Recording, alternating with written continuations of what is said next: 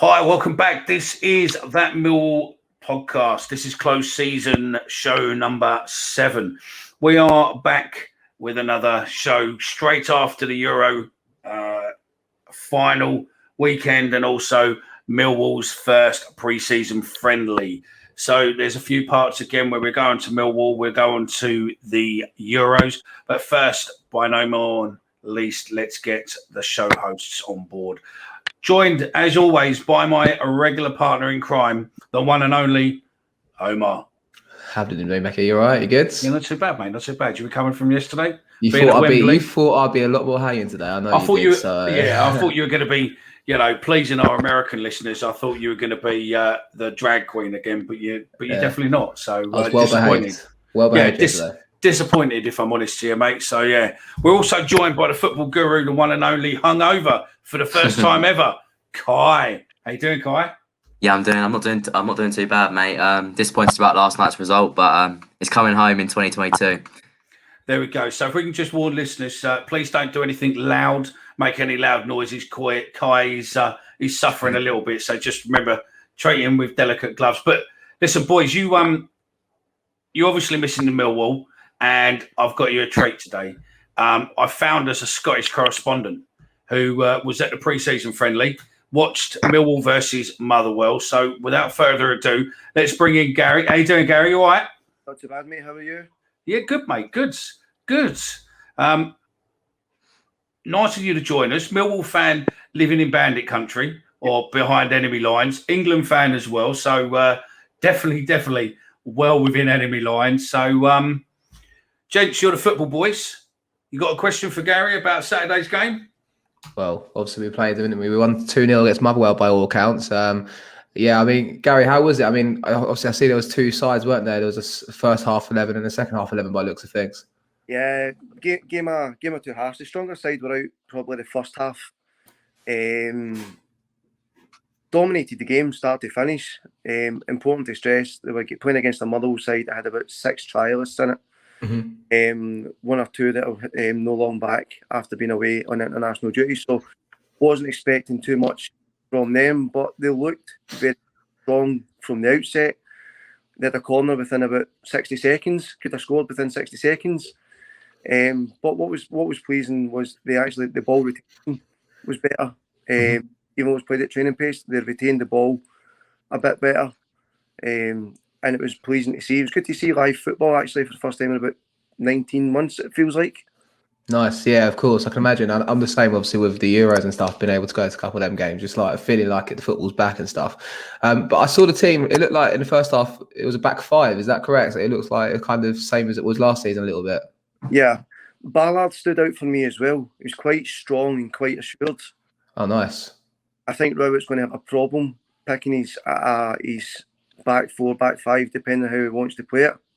Yeah, nice. It looked like it was a 5-3-2 with Jed up front with who is it? Afobe. How was Afobe? Did it look good? Yeah, again, hard to judge him in 5 minutes. Yeah. But he certainly looked like it. Once he gets up to speed, once he gets up to fitness, I think he's a right asset. He was a nuisance. Mm-hmm. He looks powerful. And good defences, a torrid time in the coming season. And I think his link-up play with Jed as well, I think that'll be crucial. Definitely. I mean, it's obviously something that maybe we might see from Rout going forward. I think the first half 11, just for the benefit of the viewers, was Bielkowski, Cooper, and I think it was Ballard and Evans, I'm going to say, in the back 3. Pierce, sorry, in the back 3. And then you had 2 wing backs, Malone and I think Romeo. And then midfield pairings, you had Evans, Thompson, Saville, and then the 2 up top of being Afobe and Wallace. So with the midfield, was it like quite obvious it was like 3 midfielders in there, would you say, or was one further forward out of the 3 of them have interest? I think Como was kind of pushing quite forward actually. Yeah. A few chances to try and score over his goal.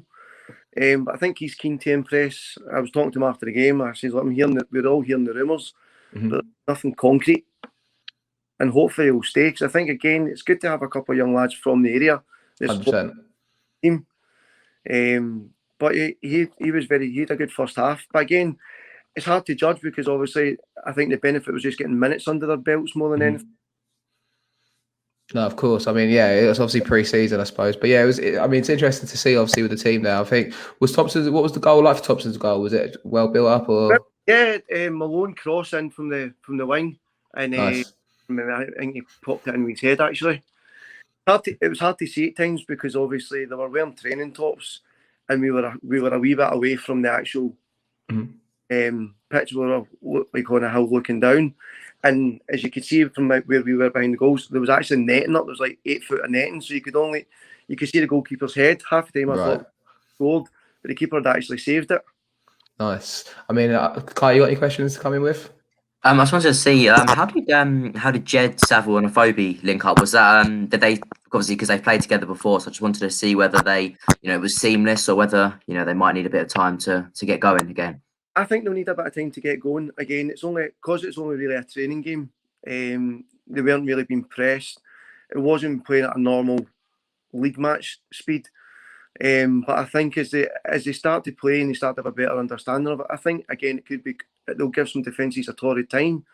As Robert said at the end of the game, he might not be familiar with Motherwell, but Motherwell were a horrible team to play against at times.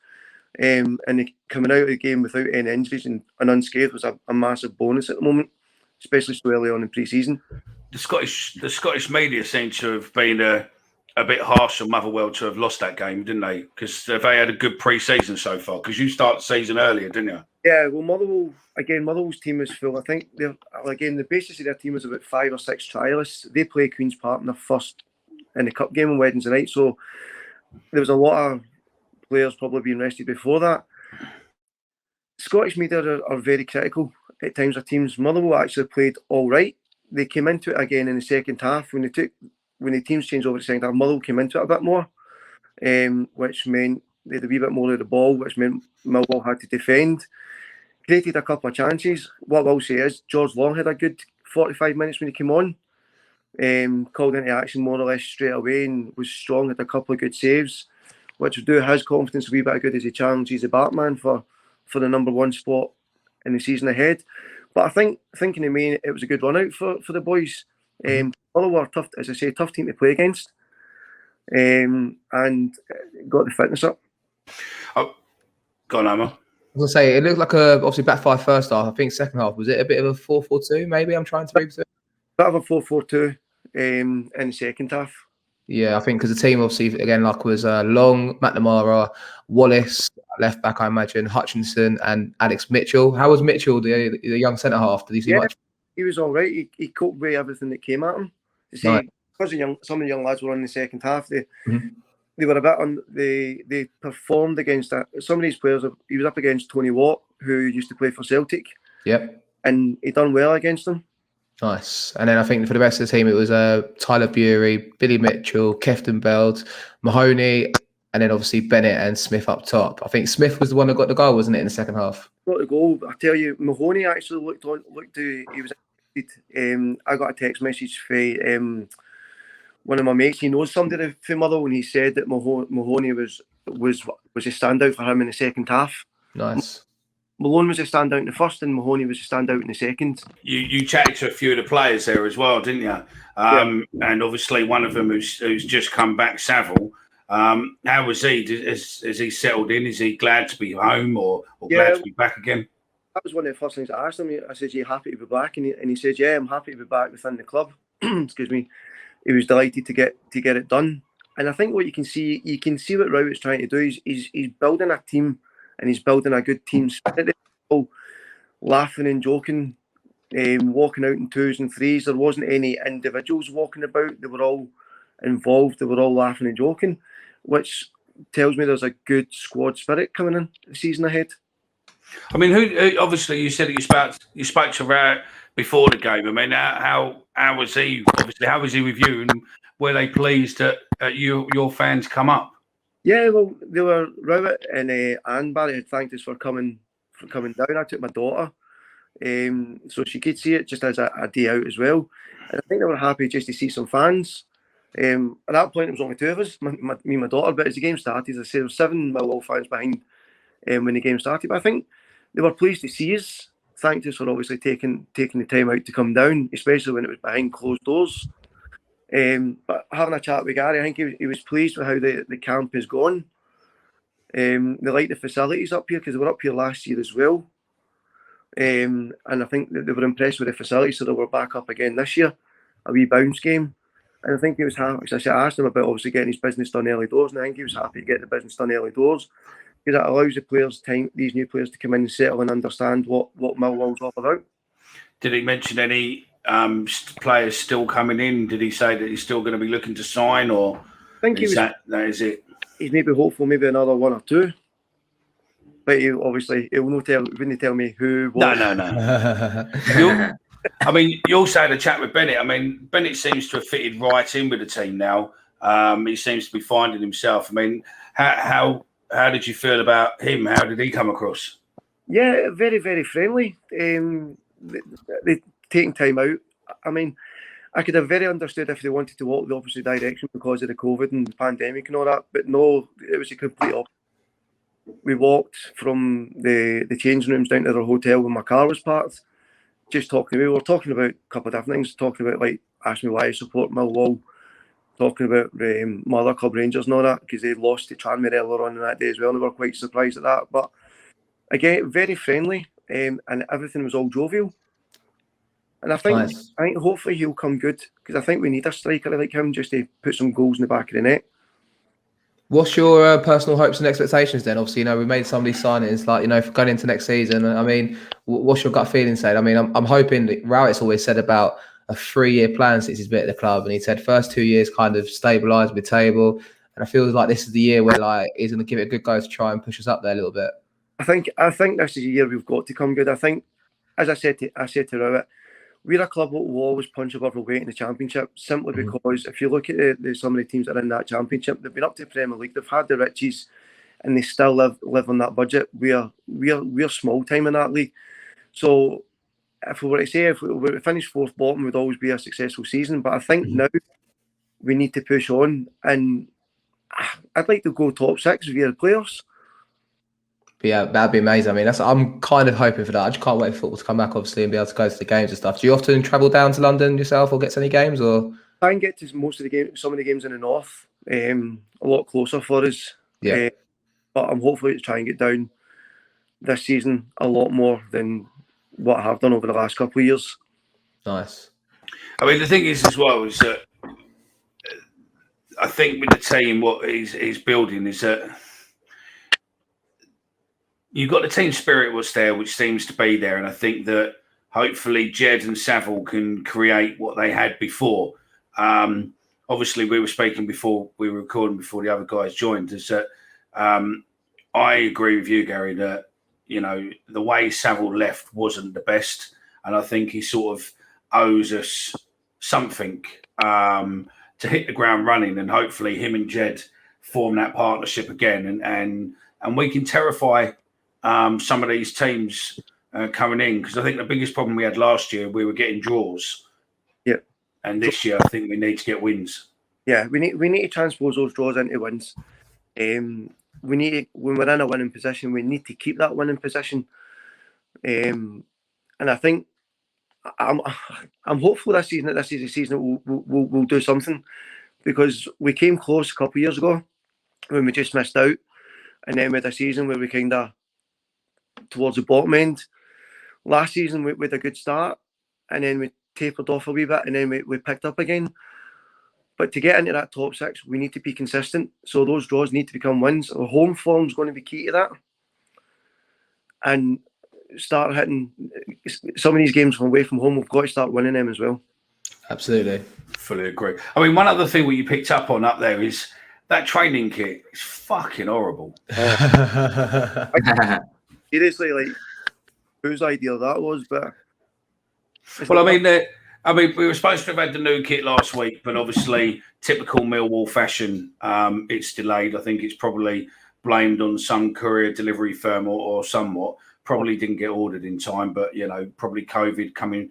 Macron, I think, is Northern Italy, so it's probably something to do with there. But, the new kit hopefully is coming out at some point this week. But the white training kit don't look too bad, but the blue one, just, I fucking hate it. It looks like something that my daughter would do in a tie-dye set or something like that. Maybe that's it. Next season we get your daughter to design the club with a tie-dye kit. Do you know what I mean? So yeah, I mean, I've not seen. This is probably the first season that I've not actually seen any leaked photos of the kit. Well, it's funny because we were talking on Saturday. Me and a couple of lads were talking on Saturday. What a difference behind the season in the club as well. The deal for Saville was pulled out from under everybody's feet. So we're going about our business the right way by keeping it indoors and only finding out once the deals are done. In terms of the strip and all that should already be done. In my opinion, that should already be released, or the prototype released. They obviously know what the strip's going to be like, so why not just give the fans what they want, show them it, let them see it, and then tell us there's a delay because of X, Y, and Z, and then we can all get excited about the new strip. I always think the new strip should come out either, the couple of days after the last game of the season or the weekend after the last game of the season. Within 2 weeks of the last game of the season, I always think that's when the new kit, at least showing you what it is, and then saying, you can pre-order and it's going to be available from June, because I think you need it available early so that people all over can get the shirt. So, don't just aim for the UK market, aim for, you boys started summer holidays earlier than us. Yep. Our kids aren't even on summer holidays yet. Yours go back soon, ours don't. Then, it's people around the world, everywhere else. So, yeah, to me, I think the whole kit release date is far, far too late. Yeah. It is every year. To me, it shouldn't be looking at the new season when it comes out. It should be looking towards the end of the old season so that then you've got excitement and we can build through. And then, because you've got 3 kits, so realistically, there's a 3-month break. Each month, you can have new excitement. You don't have to sell it straight away, but you can have new excitement. Yeah, and you can get parents to, if they have got more than one kid, put money away until it comes out. I think that's something that frustrates me with Millwall. The shop side of it can be poor at times, and I think they miss tricks half the time to bring in a buck or two or just promote it a bit better than what it is as well. I think that's why there's so many people do Millwall shirts, Millwall t-shirts, Millwall clothing, etc., because the club shop is considerably poor. I don't really buy anything from the club shop. I went in there the other week and they've got these England Millwall shirts, but they look poor. The England badge is not level with the Millwall badge, and it looks, wrong. It just doesn't look nice. I wouldn't want to wear it, compared to, wearing another shirt. You just, you're more likely to go out and do that rather than buy one from them, because the quality side of it just isn't there on a mass-produced or a cheaper mass-produced product. I think once they find a good supplier, then maybe the quality will go up. But at the moment, it's not. And I think we get a new kit supply next year anyway, don't we? Here's hoping for something better than Macron, because these strips don't actually excite me at all. No, and I think the problem we have is unless we do, I mean, one of the things when I was found on the board was that what comes to light is that a lot of these companies just give you off the shelf kit design. So it's basically you can pick any one of those and you can have them in these colours, but other than that, that's it. If you want new designs and all that, then I think you need to be selling, millions and millions of shirts, like probably Man United, Man City, Chelsea's the likes, where they can probably choose what they want on there. But for us, it's pretty much pre-designed. You can just change the colours. I think they need to. They've recaptured your fan base. The fans in the club seem to be a bit more closer together than what they used to be. Why not get the fans involved again like they did before? There was some really, really nice designs, and then at the bottom end of the scale, there was some absolute horrible designs. But you mean the one that got picked? Yeah. We get hate mail from that one for saying that the yellow shirt was fucking horrible. We will get hate mail for that. Most people do. But look, it's good having you on, Garrett, and it'll be fucking damn rude for a lot of the Millwall faithful who obviously, follow Rangers and want any insights into Rangers. Obviously, you're a Rangers fan, so how are you looking forward to Rangers season, and are you still on cloud 9 after last season? And do you think you're going to carry on for this season? Oh, listen, if we'd have had this chat a year ago and you'd have told me that winning the league would have broken a country as bad as it did up here, I would have laughed at you. But I've always been Cloud9. It was a phenomenal achievement from where we were a couple of years ago. Gerrard's come in and worked wonders. A little bit like Rowett, he had a 2-3 year plan. Had a wee few ups and downs, but this season's came good. Unbeaten in the league. Disappointing in the cups. We had an opportunity in both cups to win the treble, but they passed that up. Done well in Europe. So I'm hopeful with a couple more signings we can kick on and have a right good season again next year. I'm not going to make any predictions. I just, as long as we win the league and do well in Europe, we need to get into the Champions League. That's where we need the money. And as long as you beat Celtic. Yeah, as long as we beat that lot of them. How many games do you? How many times do you play Celtic in a season? Is it 4, 3? Minimum of 4 in the league. But if you throw in the 2 cup competitions, you could have up to 6, maybe 8 if it goes, depending where you get it. And it's a replay in that as well. And it's not been known before that we have played them in the league 4 times. We've played them in the cup, went to replay, played them in another cup. But yeah, you never get sick of beating them. For fans down there who've never been to an Old Firm derby, and we did an interview with Alex Ray earlier on this year, and Alex Ray was obviously telling us that when he played in it, he played through. He got really hurt, and he said the last thing you do is, he said it was at Celtic's ground. He said there was no way I was going to tell these fucking bastards that I was injured, so I carried on, and he had a proper injury. But he said that there is no other game really atmosphere-wise of a derby game apart from Millwall West Ham. Yeah. But I mean, what is a Old Firm derby like for the fans who haven't been? Starts a week before. The build-up starts a week before. It's one of those ones where workplaces will always be dominated with Rangers and Celtic fans. So you've got the build-up, whoever won the last game, or obviously this season, we've had more bragging rights over them. Week before, you get the Monday, Tuesday, you have the normal, yeah, we're going to win. Middle of the week, the nerves start to kick in. And then come weekend time, the nerves are fully there. Normally starts 7 o'clock on a Saturday morning, tunes on, bevy phone, because we're not allowed to kick off any later than 12 o'clock in a league game. Since the infamous Battle of Parkhead in the Cup game, Millen and McCoy, so a lot of the games were moved. So they always kick off lunchtime.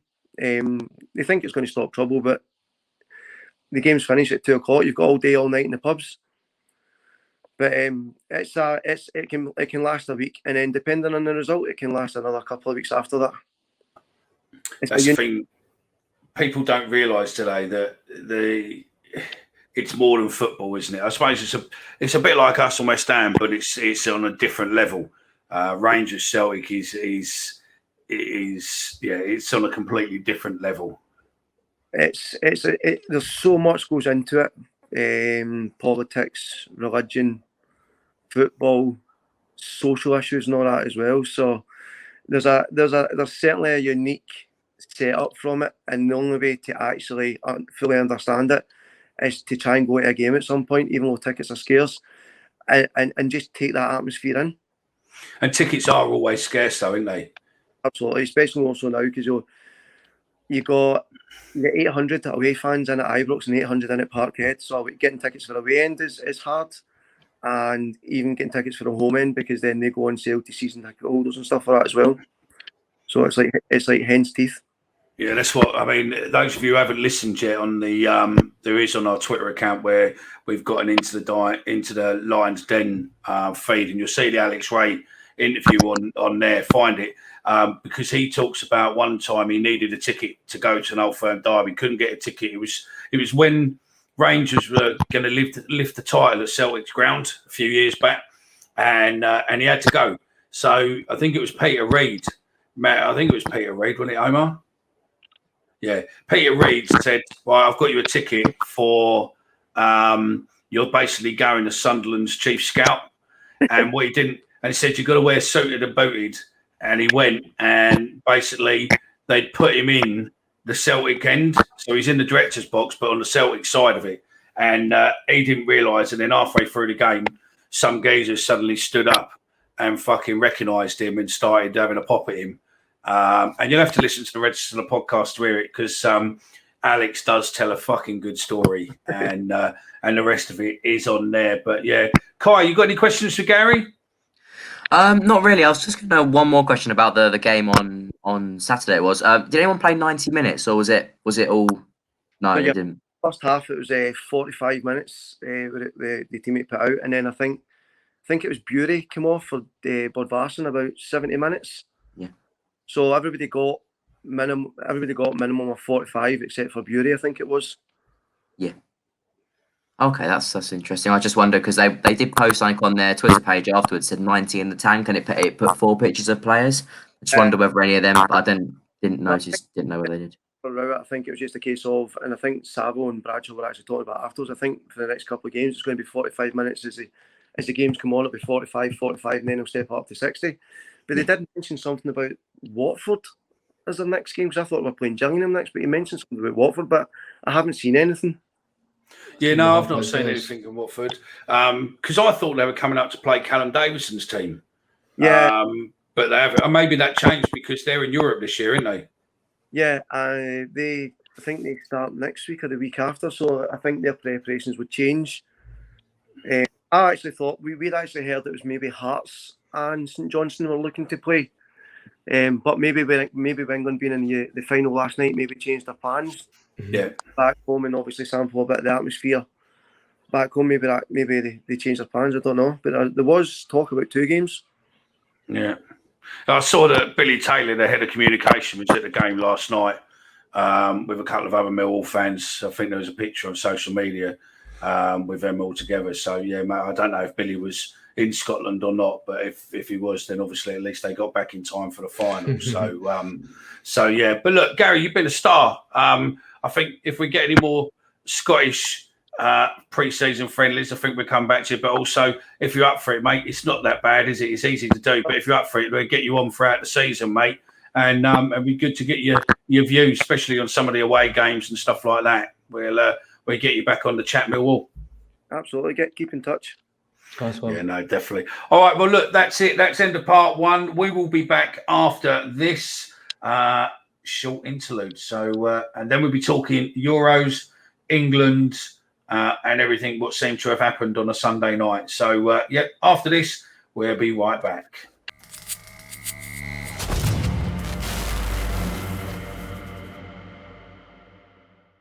Welcome back. This is part 2. This is where we're going to talk all about England, put all the wrongs to rights and fucking bitch and moan and everything else about last night, the tournament, and everything else. So welcome back. This is part 2. England, then. We fucked it again. You were there, Omar. How was it? Yeah. On the pitch or off the pitch? Which one do you want first?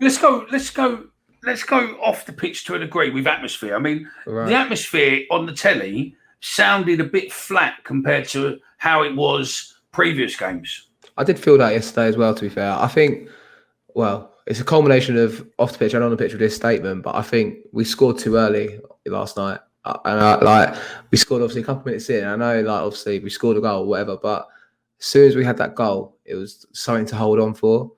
And then naturally the team dropped deeper and deeper and deeper as the game went on. And that then caused, I think, a lot of the flatness in the crowd. Even I myself, I was like, I was just a nervous wreck for the whole second half yesterday, thinking, can we hold on? And that's the problem. We was holding on when we should have maybe tried to go for a second or third if we was lucky enough to get that position. But yeah, I'm gutted. I really am. And yeah, it was one of those days where I'll look back with pride and remember it forever. But you got to be grateful for what we had, but it's such a missed opportunity after what could have been, really. No, I agree. And I think being a Millwall fan, it trains you into these sort of games. Definitely. You never expect anything until that final whistle's blown. So, everyone's sitting there disappointed. Listen, to be fair, yeah, we wanted to win. Yes, we were positive we wanted to win. But deep down, we knew that we were going to end up doing something like this. And I'm not being funny. You score against the Italians within the first 2 minutes, and then you sit back all you're going to do is give the Italians time and time and time to break you down, and they will break you down eventually. Yeah. You know, you should have just gone out, you scored one, gone, right, let's go for another one or two, go in at half time at 3-0 up. Then we would have really rattled the Italians. Then we'd have probably seen a masterclass from their manager to try and get them back in the game. And then gone the penalties would have been superb. But once you just sit back on the Italians, I mean, what was the stats? 34% possession overall. You can't do that. The Italians are going to eat you up. I'm surprised they didn't score more, to be fair. They're a good ball playing team. That's like, you playing into their hands really when you've got likes of Jorginho in there who plays for Chelsea. Like, just he ticks the game over, just does it with consummate ease. And yeah, I mean, they did deserve their guys to get back in the game. And yeah, like I said, like, I don't begrudge Southgate, to be honest. Hindsight's obviously a powerful thing, but got to be thankful for getting to a final, I suppose. It's just, it's a massively lost opportunity that, could have been something. And of course, it's got to be fucking penalties that do us. Do you know what I mean? And yeah. Well, we'll come to the penalties in a little bit, but Kai, what was your views of last night's game in the 90 minutes? First half I was really pleased with the first half. I thought halftime came at a good point. And that goal early was just such. I think it just gave every single person in the country just that hope, didn't it, that we were going to go on and do the job. And unfortunately, we obviously didn't in the end. But we started really, really well. I saw the press conference from Gareth Southgate, and I think the system worked really well to begin with. The wing backs really wide, and Trippier put that ball in. Well, because personally for me, I was having a go at him for not putting it in quick enough. But the way he waited for Shaw at the back post to arrive was really, really clever. But halftime came at a good point, and I thought, we're going to come on here and we'll change our tactics, maybe bring someone on or do something, because I felt like the game went a bit flat towards halftime. But just sitting in and letting the Italians come at us for the second half, well, it wasn't the prettiest goal that they scored, but they won't mind, and it was going to happen eventually if we kept sitting in.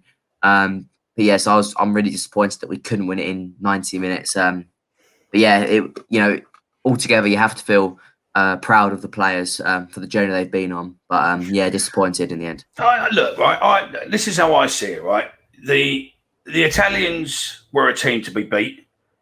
We could have beaten them. I think if we'd have played slightly different, I think we could have had them. They were a good team. They are a good team. They're 33 games unbeaten. We can't take that away from them. They are a good team. But there was games what they played. Austria, who took it to them. And then obviously, who did they play the last one before? We've done the same as Spain. Spain again took it to them, and they looked uneasy. Belgium too. They had in the quarterfinal. The run they had, like, you got to give them credit. Like, they deserve it. They're good, but I just think possibly on the night, and again, it's probably not that popular decision, comment, but I just think Southgate got his tactics slightly wrong.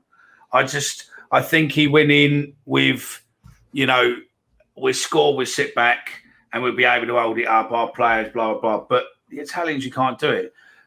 But take that aside, what Southgate and the England team has done over the last, 6 weeks, he's probably changed the face of England forever going forward.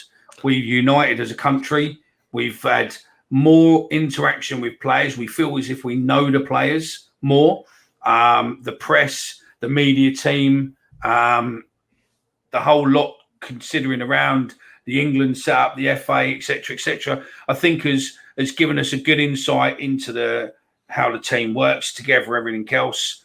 But again, we just don't seem to be able to finish that final point. And yeah, but Mickey, like, put it this way: if Rashford tucks that penalty away, and we're 3-2 up with 2 to go, I'm not suggesting then Sancho and Saka then go on to score their goals, but it's just fine margin to them. We would be on this show right now, jubilant as ever, delighted as ever, and we'll be going, Southgate, you're the one, and he is still the one. But I don't disagree with that. I think he the thing is though, like your point about game, like how the tactics and stuff, I think he got it right. I think the only thing I'm lamenting for is putting a 19-year-old on the 5th penalty. That's the only thing I'll put him for. Definitely. 100%. And also Sancho as well. I mean, like, obviously he's decided he's their penalty takers. He's seen them probably take penalties. They probably do penalties every other day in training for the whole tournament and practiced it, and it's been there. But a crunch penalty to keep you in the game, you send Saka to take that 5th penalty. I don't know. I think Grealish said he put his hand up to take a penalty. I'm sure a couple of others might have done. But you look at Maguire, for example, for the 2nd penalty, he steps up to it. I'm thinking, what the fuck's Maguire doing here? And I'm right behind it, and it goes straight into the top right corner. You're like, do you know what? Fair play. Fair play. The camera. And like, the camera went off. Yeah, but like that's what.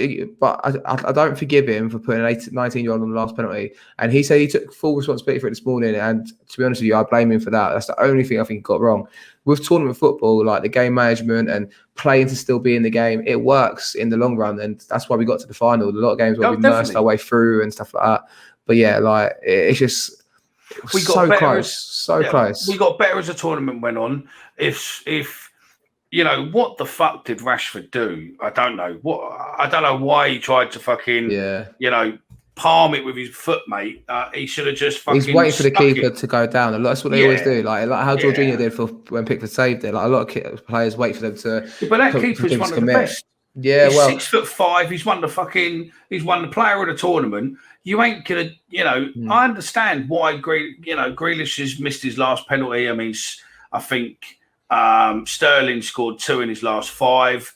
You know, I understand why, but they should have been there. They should have gone, Gav, I'm taking this. I want this. Yeah. And on Rashford, like, he's changed his penalty technique or something, because he's took crunch penalties for United before. PSG away, I remember when they qualified for like the semi-final Champions League. He steps up to it and he's 95th minute of added time and he buries it. But he runs up to it confident and tucks it away. And he said today, like in his statement he's put on Twitter, that he didn't feel confident. And I guess if he's still putting himself forward to take a penalty, just the nerves got the better of him. That's the only thing you got to say, really. But you've got to understand, playing club football and playing football for your country has to be completely different. You know, playing at Old Trafford in front of 90,000 fans, when majority of them are your fans, can't be that scary. You know, you know they're on your side. But suddenly going to Wembley and, 60, 70,000, possibly more, which we'll get onto in a bit. But do you know what I mean? You must have that fear of this is a different meaning. Do you know what I mean? It's not, oh, well, we might be out of a little cup, or we might be, we didn't get these 3 points. It's now we didn't score, we didn't win. We now restart again in September and we need to qualify for the World Cup. That's it. How many people will be going to Hungary away in September? I'll be there. Or how many people going to Andorra at home? Like, it's one of those things, isn't it? I suppose you can't. It's England, but we're used to it, man. It's in my lifetime anyway. Germany 2006 loses to Portugal on penalties. Rooney getting sent off. Ronaldo doing the wink. 2010 loses to Germany. It's England. Lose to Iceland in 2018 or 2016, whatever it was. It's England, mate. Yeah, this is England, mate. That's what we're about. It's part and parcel of following them, but off the field, I've spoken to a few people, and they reckon that there was fucking shitloads of strings there last night. Yeah. Look, right, let's stay where we are. Look, jibbing at football has gone on since the day of football, right? Whether or not you agree with it, you disagree with it, it is what it is, and jibbing goes on. Everybody wants to get into things. The difference is between club and country, I suppose, yesterday and club football is that club football, people try to jump over the fence, get in because they don't want to miss a massive club game. Millwall in a championship playoff game or a decider in the season, a cup game, whatever it is. Your club, you want to get in that game. If you can't get a ticket, you want to get in that game, so you're jibbing to the game, right? It is what it is, facts. Whether or not you like it or not, it's part and parcel of football, unfortunately, as much as eating a fucking bag of chips and drinking a pint of lager. It is a part and parcel of football. You can't ever take that away. So don't try and go, oh, it's fucking bang out of order. Yeah, you might be pissed off because you paid £600-700 a ticket and someone sneaked through the barrier, but it goes on. It's fact. But there was so many fucking strings there last night, mate. And the videos I've seen, people robbing fucking kiosks to fucking get stuff out of kiosks, and and everything else, to me, just seemed fucking madness. They didn't, on a lot of the footage I've seen, they didn't even look like what I would class as football fans, if I'm honest. It's just a lot of young kids, really, like a lot of youths and stuff like that. I mean, the problem is like I bumped into a few people on the tube down like from Baker Street. I was coming back from, and like it was about 2 or 3 o'clock just before I went to the pub at the Green Man over there. And like I talked to a few people, and they're like, "Oh yeah, we just come down for the day." What do you mean? He went, "Oh, we ain't got tickets. We just come down for the day to get the atmosphere and stuff like that." And I'm all for that. I do understand. Like you see what like Trafalgar Square and stuff like that when we won again in the semi-finals, and people surfing buses and all fucking things going on. Like, and like even I thought yesterday, if we win, I want to go back up London to celebrate and enjoy it into the early hours. But I think the problem is like at Wembley, especially with Wembley Way, you're quite contained to one area, and like no one was asked like when you got off the train if you've got a ticket or not, and they couldn't really crowd control that. So there's probably tens of thousands even maybe that might have been there yesterday without a ticket. And like I said, like I'm all for it as in the atmosphere wise, but it just you get the scenes that happened unfortunately at the end there. I think that's what happened. Like, you know, gates getting stormed in and stuff like that. But like you say, it happens in football. Like jibbing is definitely a thing. Don't get me wrong, but like it didn't ruin it because like I don't give a shit. Like it didn't affect me directly, so I don't care. But as a whole, it definitely gives us a name that we're not about. But who cares? We're England, isn't it? Just like being but it's the same. That's it. You know, no one likes us. We don't care. That's the motto of Millwall. And to be fair, that's probably the motto what seems to have gone to England. You know, the media wanted all this. Fucking people wanted this because, you know, they wanted to go. I mean, some of the stuff that was coming out on Twitter yesterday was fucking bollocks. I mean, you know, where people are going, you know, be careful, make sure you're going home in pairs and do this and do that. Listen, it's a game of football. Yeah. We lost the game of football. We don't, you know, listen, if you're an arsehole, right, or sorry, if you're a cunt, you're going to be a cunt regardless if we win, lose or draw. It don't make you any different just because we lost the game of football. I mean, we posted something on our Twitter feed, probably a month and a half ago, something in line with a couple of mental health charities, just because obviously we done a thing with the Proper Men's Club talking about men's suicide, you know, that it's a high level, blah, blah, blah. So we posted a load of helpline numbers, right? Samaritans, you know, domestic abuse, etc., etc., etc. And it just got the normal usage, what it got at the time when you post it. A few people, you just, you know, you get it shared around and people know that it's there and whatnot. Fuck me, last night my phone was pinging like a fucking lunatic with people who wouldn't be following us as a football podcast, retweeting, liking, everything else, all these numbers. And you're just thinking, it's just, oh, mate, really? Why can't we ever just have a game of football and then come Monday morning, the press just go and analyse the football? Why does it always have to be, you know, the streaker on the pitch? Okay, do you know what? Fair enough, streaker on the pitch. That's what you would do. I think he fucked up. If you look at all the videos of what he did, he was running around with a T-shirt where he was trying to put on and he couldn't put it on because he was running too fast and then he fucking dropped the thing. So whoever paid him to do that, he's fucked because he obviously didn't put it on. And the fact that now he's going to be on a football banning order and he's going to be arrested and have a criminal offence for entering the field of play, and he's probably going to get a visit from the bill the next couple of days. He probably didn't even have a ticket, Mickey, anyway. So no. But it don't matter. He's still nicked. He's probably going to get banned from football for the next 4 or 5 years. He'll probably have a lifetime ban at Wembley. I just think that yesterday, the only reason that people managed to get in Wembley is because Wembley security for fucking years and years and years has been shockingly shit. I mean, the last time we were there, when we had the playoffs, what was that, 2017? Going in, okay, I was in a box. I got invited into a box by a Millwall fan, Lord Kennedy, and I was in the box there. But you go in the proper way first, right? And then obviously you go up the extra step. But there was bods going in with big fucking bottles of beer. You know, not the little 330 mils. I'm talking pint bottles of beer in their jackets, everything else, walking through the door, walking through security. And no one bats an eyelid. And the problem is when you pay basic wages, people don't give a fuck. No. So, you know, all of this happens because we've been to Wembley loads of times and you know realistically that actually you could probably chance your luck there. You know, you could probably chance your luck and get in or do this, do that, because the old bill don't want to go nowhere near Wembley because Wembley do not want to pay the old bill, so they stay off-site unless they get called in. and then it just leaves a free for all. It's a fucking security nightmare. There's so many entrances in and out to that place. It is a security nightmare. That's why they don't like club football being played there. Mm-hmm. That's all. But so I've got another show going on. I've got another show talking about the stewards and footage with a couple of crowd experts, hopefully over the next week or two. So we're going to that in more detail. We should probably prod Kai to see how he's doing with his hangover and stuff like that, and see if it was worth it. He's been quiet today. I know he's not been brought in much, but you all right over there, Kai? Kai, yeah, what was your drink? It was, I can't even remember, to be fair. I was getting bought drinks. I don't even know what it was. I was just at the club and watching the game, and people were just buying me drinks like Guinness and stuff. And I've never even had Guinness before. But they were like, everyone was like, have this. I was like, okay then. Guinness is lovely. Did you like Guinness or not really? Well, that was quite late on. I can't remember what it tasted like now. It was all right. I think it was all right. But the first one I had was like Foster's or something.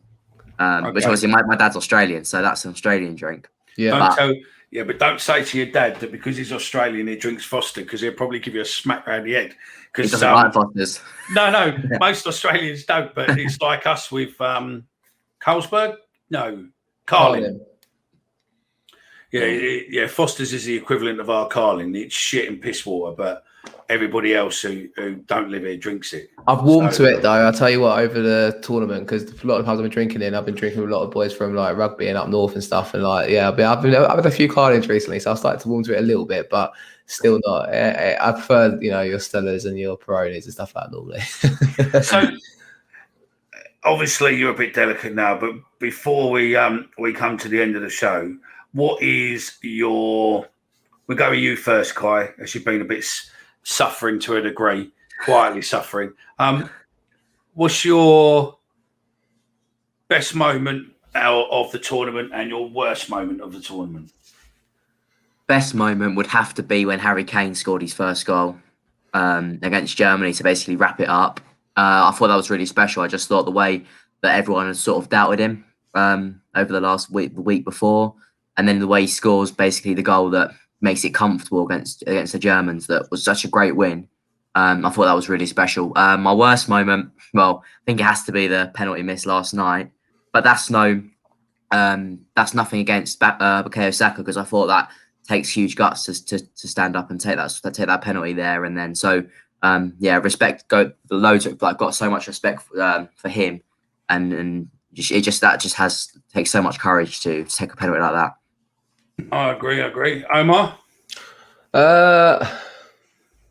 Best moment, I think, as a general, the last 16 months we've had with COVID, and there you go, I said the COVID word, but with everything going on and, being locked down, not being able to go to football, the best thing for me was, and obviously the games were great. Germany games probably the standout for me as well, like Kai said there, but just being in a crowd where there was no masks, it was all there together, having a sing-song, having a few beers in the pub beforehand, going along Wembley Way, albeit yesterday was a bit of a treacherous one, but, just being back into football, what football is to me, and it's a day out with your mates, having a good laugh and cheering on a football team that you all support. I think that's like the creme de la creme for me, and I can't wait for next season for that to come back with our beloved Millwall. Low point, the penalty miss yesterday's a sore one. I'll go for last night as penalty miss, but also drawing against Scotland and Scotland fans piping up acting like they've got 3 points off us. So there you go. Yeah, I think the Kane goal was superb. Beating Germany was superb, but I think the Czech goal against Scotland. Nice, good call. I think that has to be the standout, because that was just fucking goal of the tournament. That was unbelievable. But you know what? The other thing what I think's good for this season, how many people wrote Shaw off before this tournament? Jose said that Shaw was shite. Now he's fucking dynamite. Gareth Southgate's on the roll. Now it's fucking coming home. You not heard that one? That's what they started singing the last couple of games. I think a United fan came up with it. mate. Good chant that. Yeah, sure, I agree with you, man. And scoring the goal yesterday topped it off for him, wasn't it? That was a class goal. I mean, obviously, we had the benefit of watching it on telly, seeing the replays and everything else, but that was just taken so cleanly, and the fact that he just kicked it to the ground, so that it just took that slight wobble off the grass. It was just a superb goal. I mean, should have just scored it 2 minutes before the end of the first half, and not 2 minutes into the first half. Then I'll be with you. Yeah, no, I think there, and I think giving a 19-year-old all that pressure, sticking him to take number 5. Realistically, Harry Kane should have either took number 5, or we should have stuck fucking what's his name, fucking Maguire, to take the last one, because he was a man on a mission, wasn't he? Yeah. I mean, you don't see many fucking penalty kicks like that. I mean, he broke the camera. He just literally placed it down, and you could see the intent in his eyes that no fucker's going to save this. I'm just having it and pop. You agree with the player of the tournament? Who got it in the end? Was it keeper? Keeper, Donnarumma. Yeah, I'd say so. Pickford got a golden glove though, didn't he? Which was obviously a nice one for him. 5 clean sheets out of 7. Donnarumma's he's a good keeper, isn't it? But I will say, like, obviously, he saved 3 penalties, but I think, he saved 2, and obviously Rashford 1. But the penalties were poor. But credit him, he still saved them. I thought Pickford's saves were better. 100%. Pickford saves were class. Yeah. Pickford, who's your best England player for the tournament? I think this is where this is like contentious one, right? Because my 2, if I can't really separate the 2, is Phillips and Rice. And yeah, they both play for Leeds and fucking West Ham. But you know what? Like, I thought Rice last night before he came off for Henderson, which was a bit of a weird one, was outstanding. And Phillips in general, all tournaments, just proved a lot of people wrong, I think, getting his place in the team. The 2 of them together have just been unreal in midfield for us. And don't forget, 2 seasons ago, Rice was in the Championship. Yeah. Or Phillips was, not Rice. Phillips, not Rice. Yeah, Phillips was in the Championship. And you just think that, that just shows players playing in the lower leagues that, realistically anything is possible, which is good about Southgate. Yeah. That, I think over all the years previous, it's always been about the egos getting them in. And now it's about the players, what can fit the system and play the game. So, well, look, hey-ho, it's about 18 months' time and we play in Qatar. I think it is what it is. The racial abuse and everything else what seems to have taken place over the fact that the players, the England players who didn't score, is pretty fucking disgusting, if you ask me. Keyboard warriors hiding behind a picture. So there you go. There's loads going up. There's loads going off. I've seen it. Stuff going off. There's a large company I'm not going to name who one of their employers or one of their employees was allegedly posting racial messages, which is under investigation. But the damage that's going to do to them is fucking madness. Hopefully, the government, the police will do something about it. There is a petition being pushed around by the Millwall players, which was started by Katie Price over the abuse what her son gets online, that you need to have verified ID to be able to open a social media account. Will it work? Will it not? It will go away in ending this. But unfortunately, a world of social media is all about being anonymous and being able to hide in the shadows. I think it's a very, very small minority of people. I don't think it's massive. And I think England as a football team shows how diverse, how multicultural, the world is today. And I think it's, the way forward, I think, to a degree. And we just need to get on and support whoever's playing. I don't really look at the players' skin colour when I support England. I just support the 3 lines, what they're wearing on their shirt. 100%, mate. I think we're done. Agreed. We are. Kai, got any hangover cures, or are you done? No, I'm done. Apart from just like to say that I think this England side have brought I think they've brought the fans a lot closer to the actual team. The stuff they've done in the communities as well. Players like Marcus Rashford, Sterling, Henderson. They've made the country proud of them again. So yeah, I'm buzzing for the World Cup and yeah, can't wait for it. Excellent. You all done, Omar? Yeah, just looking forward to not hearing it's coming home for 15 months, even though I'm the main culprit of it, to sing it all the time. I'm done. I think, you know what, like I'm retiring for a little while until the 5th of August, then we go again. So that's it. So yeah, well look, there's no part 3 today. If you want a part 3, then you can make your own part 3, but we are done. Good luck to Steve Kavanagh this week, who's riding from the Den, I think it is, to Bournemouth on the prostate cancer challenge. I think it's close to him. I think he lost his dad to prostate cancer. So if you do want to sponsor him, the links are on, I think, the Millwall website and newsletters, what we've been begging for it. But other than that, we're done for another week. Thank you very much for joining us. Remember, 5-star review. You can find us across all social media just using our handle, which is That Millwall Pod. That's me, Omar and Kai. We're done for another week. We're fucking off. Enjoy your rest of the week and speak to you next week.